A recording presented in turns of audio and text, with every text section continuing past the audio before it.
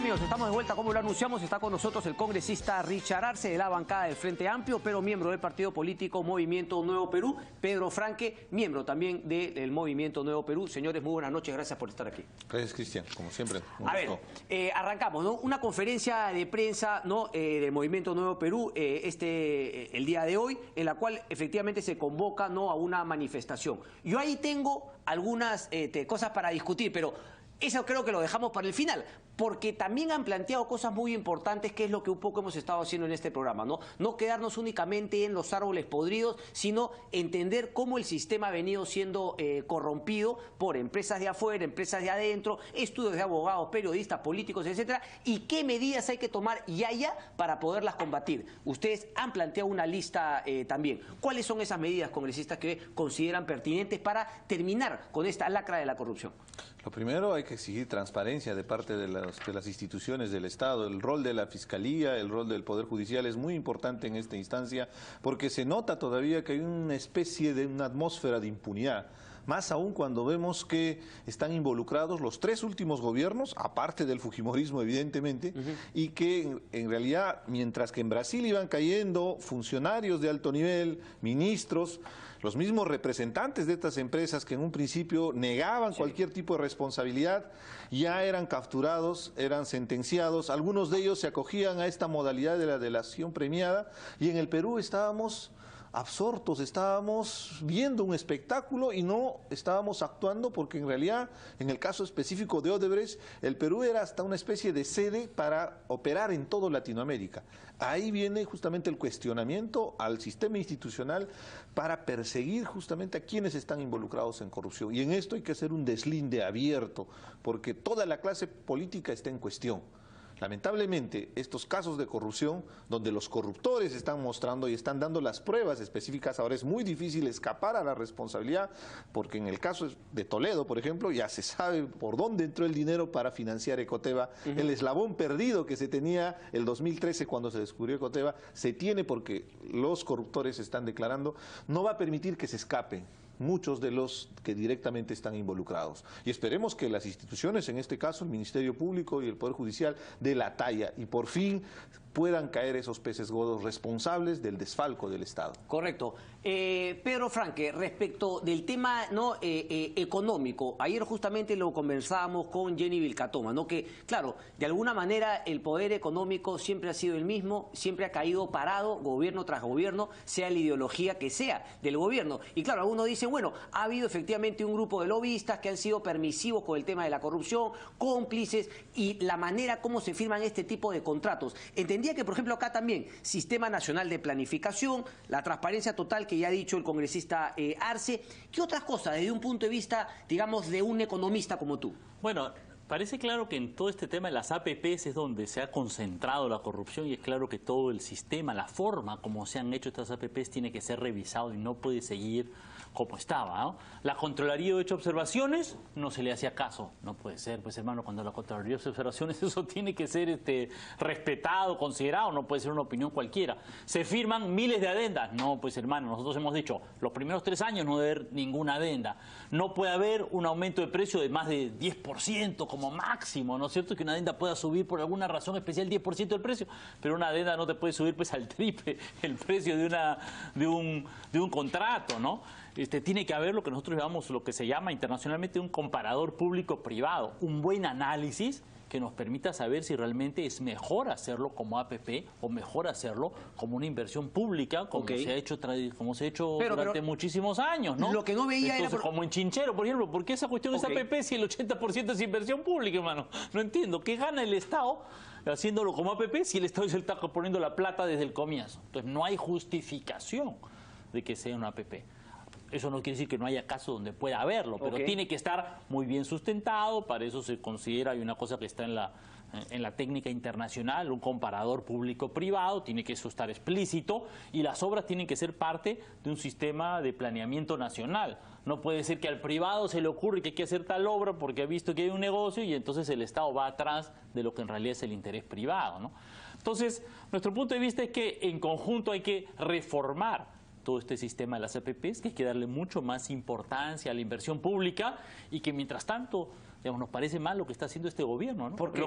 Porque lo que está haciendo este gobierno con los decretos legislativos es facilitar más las APPs, concentrar más el poder en el Ministerio de Economía y Finanzas y en Proinversión, eliminar aún más los controles de transparencia de la Contraloría, permitir que las adendas la firma funcionario de Proinversión sin que no haya ningún control previo de las instancias del Estado.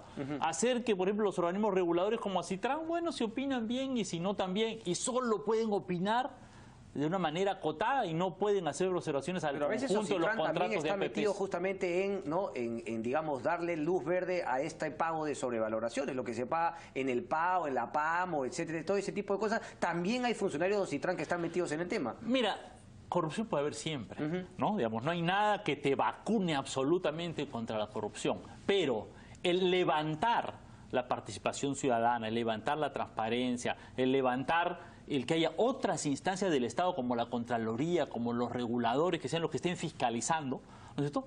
Reforzar esos elementos son los que te dan mayor seguridad respecto a la corrupción. Correcto. Si tú concentras el poder en un reducido número de funcionarios que puedan arbitrariamente, ¿no?, hacer un montón de adendas, entonces se está dejando la cancha libre, se está facilitando la corrupción. Congresista Arce, ¿cómo convertir estas ideas fuerza, ¿no?, del movimiento Nuevo Perú en justamente en leyes? ¿Cómo llevar esto al Congreso de la República? Porque parece que, digamos, en el Congreso se están abocando únicamente a esa labor de fiscalización, han entrado en peleitas con el Ministerio Público, el Ejecutivo no está liderando absolutamente nada. ¿Cómo poder finalmente cambiar un poco, ¿no?, el ambiente en el cual se cometen estos negocios corruptos en el Perú?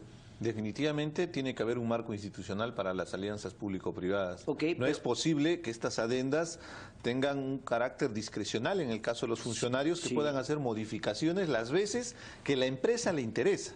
Si hacemos un análisis de todas estas inversiones, siempre los acuerdos han sido a favor de los intereses privados. ¿Por qué? Porque no hay un marco normativo. Es ahí donde tiene que intervenir el Congreso para poder delimitar el marco legal que permita el accionar, en este caso de las alianzas público-privadas. Pero que no sea lo prioritario. Lo que acaba de expresar Pedro Franqui es muy importante. Este gobierno pretende llegar al 25% de inversión pública con APPs. En este momento es el 8%.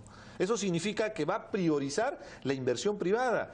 Pero esta inversión pero alguien privada... positivo podría decir, bueno, justamente antes de llegar a ese 25% va a hacer todos los cambios necesarios para que si hay más APPs sean mejores APPs y no las mismas APPs corruptas que hemos visto en los últimos años. Ese es el criterio que debe primar, pero sobre todo entender cuál es la razón y la lógica de utilizar alianzas públicas o privadas. En principio es mejorar la eficiencia en el gasto, atender proyectos donde no hay presupuesto de parte del Estado y sobre todo mejorar la calidad del servicio. Para eso está creado este mecanismo que no es patrimonio del país, se desarrollan en otros países, es cierto, pero con un marco que se ha legal. Utilizado, digamos, con vicios, ¿verdad? Con vicios que han Ahí generado... viene el cuestionamiento porque justamente el caso de Lavallato está involucrado directamente con estas APPs. Y creo que Wash lo ha planteado, ¿no?, correctamente en un artículo del Diario del Comercio, que era justamente las APPs pueden ser buenas, pero justamente radica en cómo se aplican, y parece que aquí no se han aplicado de la mejor manera. Pero mi pregunta... Y ahí viene justamente, quería cerrar la idea, es importante tener bien claro el marco legal, pero paralelamente tenemos que fortalecer la lucha contra la corrupción. Hay diferentes mecanismos que van a buscar los abogados, los asesores de las empresas para buscarle el camino sencillo en función de los intereses particulares, pecuniarios de las empresas. ¿Qué hacer? Porque lo otro era, congresista, claro, usted lo que usted me ha planteado, lo que tiene que hacer el Frente Amplio es presentar los proyectos de ley para que la población pueda ver, bueno, cuáles son las bancadas que efectivamente están comprometidos en la lucha contra la corrupción, en cambiar el sistema, y cuáles son puro gururú que quieren hacer show mediático en la Comisión Lavallato. Es decir, esa es la manera de que los ciudadanos peruanos puedan ver quién está comprometido en verdad, quién está haciendo pura finta. Y quiénes han presentado los proyectos que van a abordar los problemas directos en la lucha contra la corrupción. El fortalecimiento de la unidad de inteligencia financiera. Nosotros creemos que es clave. Se ha logrado un avance inicial. Eso lo han hecho ustedes. Ha habido una propuesta mucho más ambiciosa. Yo sigo 50 más 1 porque mensualmente me entregan mis reportes de qué está haciendo cada bancada. No, lo importante es que hemos presentado una propuesta mucho más ambiciosa, como funciona en cualquier lugar del mundo, que tenga la posibilidad de acceder a la información cuando hay un movimiento sospechoso. Esos dientes que no le quisieron dar en el Congreso anterior. No, y ahora le dieron la posibilidad con la intervención del Poder Judicial. pero la unidad de inteligencia financiera debería actuar inmediatamente, debería tener esa prerrogativa ante un movimiento extraño que sucede en una cuenta, porque por ahí dicen, no, va a atentar contra los derechos de las personas, pero si tú mañana depositas tu dinero, normalmente no va a haber ninguna observación, pero si mañana te depositan $500,000, ahí es donde va a saltar la unidad de inteligencia financiera. ¿Por qué hay $500,000 en esa cuenta? Pero si tiene la libertad... ¿Dónde está el $500,000? Pedro Franque. No, pero te estoy haciendo un ejemplo gráfico para que la población pueda entender que la unidad de inteligencia financiera actúa ante movimientos extraños. Correcto. Hay un movimiento natural que uno hace, paga cuentas, deposita dinero. Queda claro. Pero ahí viene la diferencia, ¿no? Pedro Franque, muchos analistas he estado escuchando, claro, parece que hoy ha cambiado un poco el tono, ¿no? Pero claro, en un principio era, no me hagan mucha bulla, no me hagan muchas olas, porque el crecimiento, el PBI se va a caer. ¿Cuál es el argumento ahí? O sea, porque claro, mucha gente debería entender que si el presidente sale a liderar contra la corrupción, caiga quien caiga, más bien esas empresas grandes, serias, no corruptas, que no venían al Perú porque sabían que aquí operaban solamente las corruptas que contrataban buenos abogados, más bien podrían decir, caray, el Perú ha aprovechado esta crisis como oportunidad, voy para el Perú a invertir, porque justamente ha cambiado la situación, pero parece que muchos analistas no lo ven, no hagan olas, y desgraciadamente parece serle el punto de vista del presidente. Mira, evidentemente con todos estos escándalos, todas las inversiones, obras donde está Odebrecht y otras constructoras brasileñas tienen que entrar pues en una cierta revisión y evidentemente ahí se va a paralizar un poco esa inversión. Pero el Estado tiene amplias oportunidades para multiplicar la inversión en los municipios, en los gobiernos regionales, para desarrollar otras alternativas de reactivación de la economía que no se están tomando en cuenta a través de inversiones públicas directamente. Entonces no es que como Odebrecht efectivamente va a paralizar sus obras, entonces todos nos quedamos cruzados de brazos y la economía se detiene. No, efectivamente, donde está Odebrecht, efectivamente hay que revisar, porque no podemos permitir que eso siga como estaba. Odebrecht, el cártel brasilero. ¿no? Bueno, efectivamente, el cártel brasileño, estoy totalmente de acuerdo, ahí hay que revisar y tener cuidado y no podemos seguir, esto no puede continuar, pues me explico, no puede continuar. Ahora el Estado tiene que ponerse mosca, el gobierno tiene que ponerse mosca para relanzar las inversiones que hay con inversión pública y nuevas inversiones, la cantidad de obra pública que se necesita en el Perú y la cantidad de proyectos que ya están aprobados por el SNIP. Bueno, no te estoy hablando solamente de proyectos en imaginación, en papel. El SNIP tiene, me parece, 60.000 proyectos aprobados en cartera, por una cantidad enorme de dinero que pueden ponerse en funcionamiento si es que el Ministerio de Economía y Finanzas pone la plata sobre la mesa y bueno... podrán venir esas empresas, digamos, ¿cierto? Y desde luego, como tú dices, si uno establece mejores reglas y golpea, sancionas a las empresas más corruptas, eso hace que las empresas más serias vengan. Porque efectivamente, ¿por qué un montón de obras aquí han sido ganadas por las constructoras brasileñas y no han venido constructoras de primer nivel? Todo, porque efectivamente, todo lo de fuera decía, si ya aquí hay un esquema de corrupción total y aquí hay un cartel que se han repartido las obras y están coimeando, ¿para qué voy a molestarme en ir? En cambio, si tú limpias la mesa de toda esa corrupción, otros inversionistas van a estar interesados, mejores inversionistas, gente que puede hacer mejores obras, ¿no? Ahora, es verdad que ahorita pues el Perú tiene que dar una buena prioridad en hacer una buena limpieza, porque esto parece... Por eso, esa debería ser la prioridad, una buena limpieza y no pasar la página. Esa debería ser la prioridad, una buena limpieza y no pasar la página, como una manera de crecer más y mejor en el futuro cercano. Definitivamente, yo creo que pensar que ahorita puedes como... hacer una cosa medias y permitir que toda esta corrupción siga y pasarla como por agua tibia, yo creo que eso es impensable para la política y para la economía también. Y más todavía en un escenario donde nuestra economía está contraída y encima tenemos un déficit fiscal. Sí. Entonces lo concreto es que deberíamos desarrollar políticas contracíclicas, que significa una inversión mayor de parte del Estado.